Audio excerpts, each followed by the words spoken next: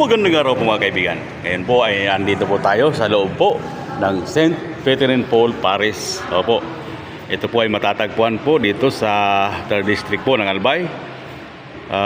Eksakto po sa bayan po ng Pulangi. Opo. Katatapos lang po ng misa at dahil nagatin po tayo sa ating kaarawan. Opo.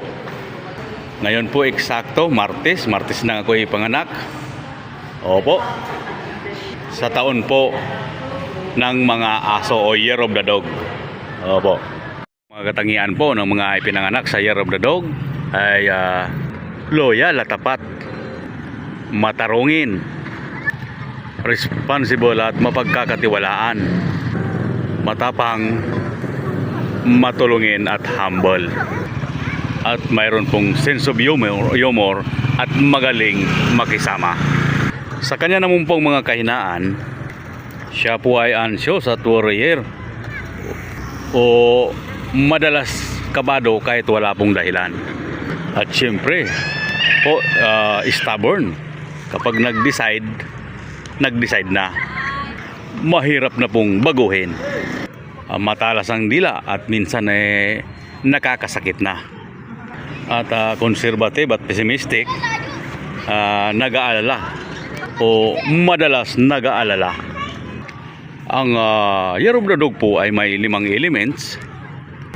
Ang Metal Dog po ay pinanganak noong taong 1970. Sila po yung mga determined at seryoso. Ang Water Dog naman po ay flexible at matalino. Sila naman po ay pinanganak noong 1982. Ang mga Wood Dog naman po ay cooperative at maalaga. Sila po yung mga ipinanganak noong 1994. Ang Fire Dog naman po ay energetic at honest. At sila po yung mga ipinanganak noong taong 2006.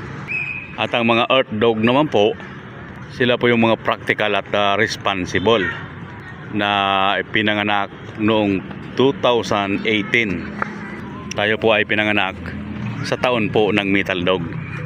At sa mga sikat naman po at kilalang tao na ipinanganak po sa taon ng mga aso ay sina Michael Jackson, Madonna, Justin Bieber at si Bill Clinton po.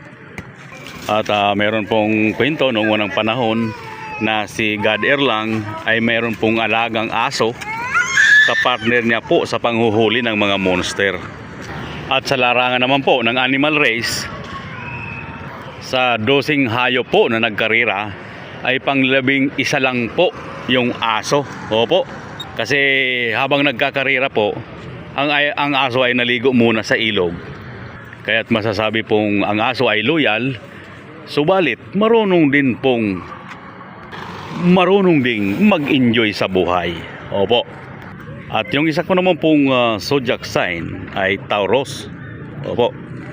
Ang petsa po ng mga ipinanganak sa Taurus ay mula April 21 hanggang May 20. At ang element naman po ay Earth. Ang symbol po ng Taurus ay bull o yung toro. At ang quality ay fixed. Ang kanyang ruling planet naman po ay Venus, yung planet po ng love at beauty. Kalimitan pong lucky day ay Monday at Friday. At ang lucky color naman po ay green at pink. Pagdating po sa mga numero, ang mga lucky numbers ay 6, 9, 12 at 24. At ang mga mabubuti pong katangian ng isang Taurus ay reliable at stable, patient, practical, devoted and responsible, loyal at persistent, mahilig sa comfort at beauty, at sensual at tactile, hardworking at artistic. At sa mga sablay naman po na katangian ng isang Taurus, ang Taurus po ay stubborn, possessive at compromising. Ayaw niya po sa sudden changes, materialistic minsan, at syempre conservative. So, yan na po ang katangian o yung o pagkakakilanlan po sa zodiac sign na may pinanganak sa Year of the Dog at sa zodiac sign naman na Taurus. Ibig sabihin po, double stubborn, double loyal. Okay po mga kaibigan, maraming salamat at happy birthday po sa lahat ng mga pinanganak sa Year of the Dog, sa mga Taurus. Opo.